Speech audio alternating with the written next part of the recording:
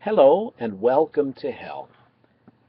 I'm sorry for canceling Friday's class and sorry also for not finishing all of the material for Wednesday. So we've got a lot to cram in here. So I'll get going. If I need a plunger a little bit later or maybe a shoehorn, I'll bring those and stuff more in that way.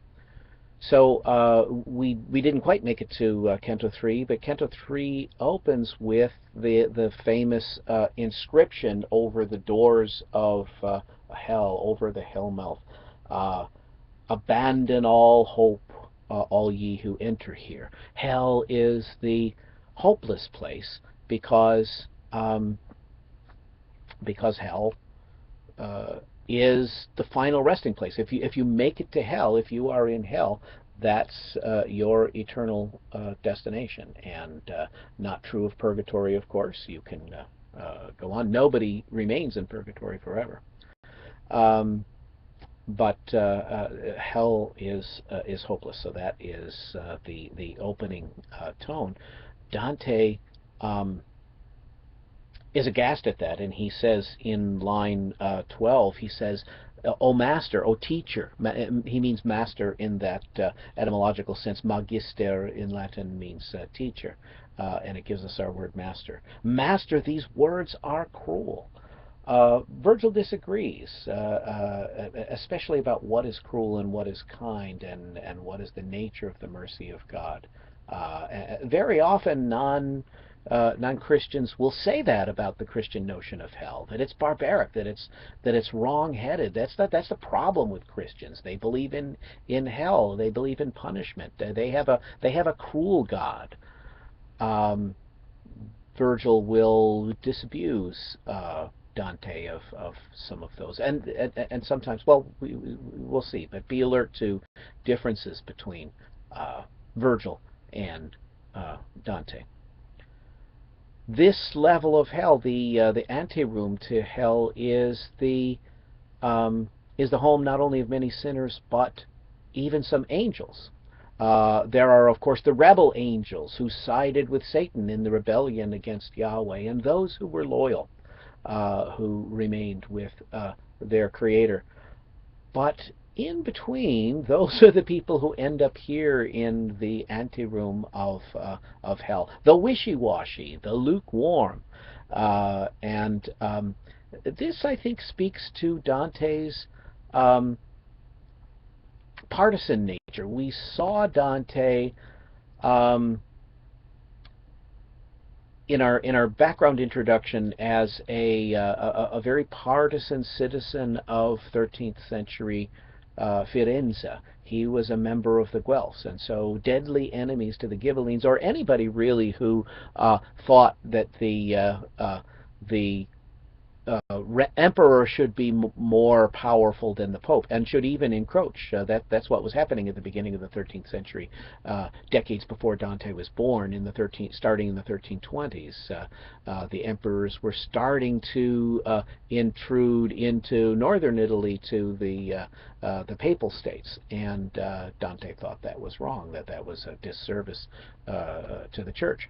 So in that partisan spirit, and sometimes today many commentators use partisan as a bad term, that somehow intellectual balance is anathema to partisanship.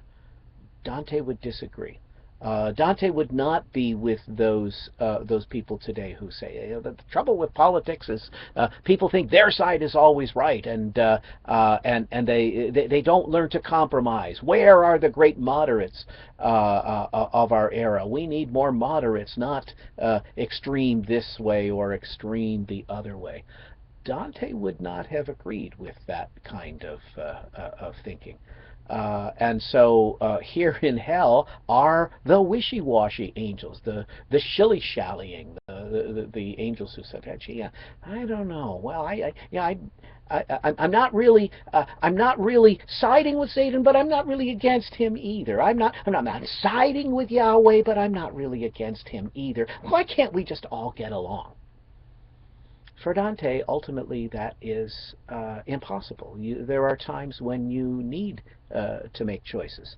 Um, so here are the wishy-washy in hell, and we're watching them, watching the humans being stung by wasps, and suddenly we see a character out of Greek mythology. I mentioned this the other day, that some readers of Dante in the 21st century and the 20th century are surprised to see so much classical baggage in this Christian poem.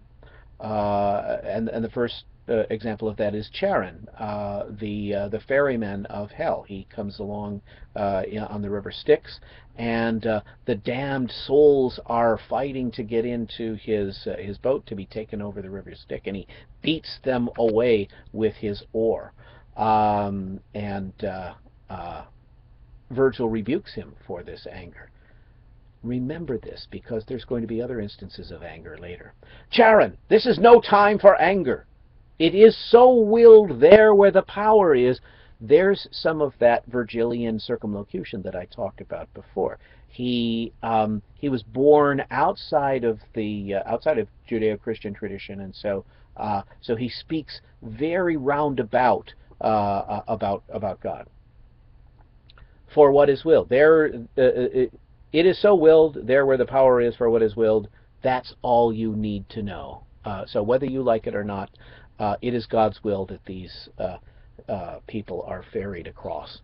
Then suddenly there is an earthquake, and Dante is knocked unconscious. The last two tercets, and then the concluding extra line that we talked about the other day, line 130 and following. He finished speaking, in the grim terrain shook violently, and the fright it gave me. I should. Oh shit! See, there's an earthquake. There's our earthquake. Oh no! But I'm over that now. Out of the tear-drenched land a wind arose, which blasted forth a reddish light, knocking my senses out of me completely, and I fell as one falls tired into sleep. That would be a good place to end, but we've got a little bit more time here. Maybe I can. I don't want to make these segments too long, so we'll at least start into Canto 4, where we're in the first circle of hell proper, and this is limbo. This is where Virgil has come from. So they descend into limbo, and Virgil loses all the color in his face. He goes pale, and Dante assumes that that is fear, but Virgil says, no, it's pity for these sinners here. How can I go on even if you are frightened? You're my guide, and if you're scared, then I can't go on. But Virgil says, this is line 18, the anguish of the souls that are down here paints my face with pity, which you have wrongly taken to be fear. And then Virgil explains that this is the circle of the virtuous pagans. This is where he came from. And then he tells about the harrowing of hell.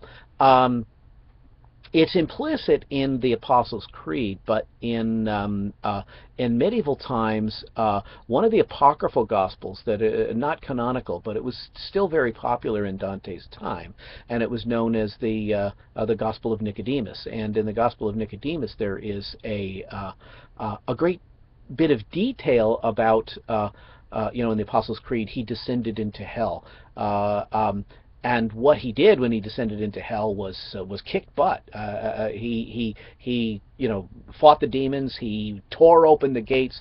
It's a great heroic. It depicts Christ instead of the meek Christ that we know in this world. It depicts the only place, perhaps, in the canonical Gospels where we see this aspect of Christ is turning over the tables of the moneylenders in the temple. But it's Christ as hero, Christ as medieval hero, taking action and tearing open the gates and freeing all of the people who have been pent up for millennia, all of the patriarchs who were devout men, but of course, lived under the stain of original sin, so they did not have the Savior to release them. So Christ releases them very heroically. That's the so-called harrowing of hell. Um, and now Dante introduces us to the great pagans. Here in Limbo, it is it's pleasant. It's not heaven. You will never have the beatific vision, but the sufferings that we see in hell are not there. And so Dante introduces us to the greats, the great virtuous pagans, which includes all the great poets, and we see them listed starting in line 88. It is the shade of Homer, sovereign poet, and coming second, Horace, the satirist. Ovid is the third, and last comes Lucan. And then finally, in several lines down, line 102, he says, I numbered sixth. This is one of the many passages that people disposed to see Dante as a trifle arrogant will point to this and say, "Oh, you're in the same breath as Homer and Horace and Ovid and Virgil. Come on, Dante." But he is aware, and we'll see other instances later where, in fact, at that level of genius, you must be aware of your poetic power, and so he enjoys talking to his ancient peers. There's a list of virtuous pagans in the past. One surprise, line 129, is Saladin. That Dante, Muhammad himself will be in hell, but Saladin here is in the realm of the virtuous pagans, and we'll have other surprises when we get to heaven. But I don't want to do a spoiler there. Okay. Well, that's quite enough for a start. So that's Cantos 3 and 4. I'll have another video, look for the video on 5 and 6, and then probably yet another one on the Vita Nuova. So until later, farewell from now. Bye-bye.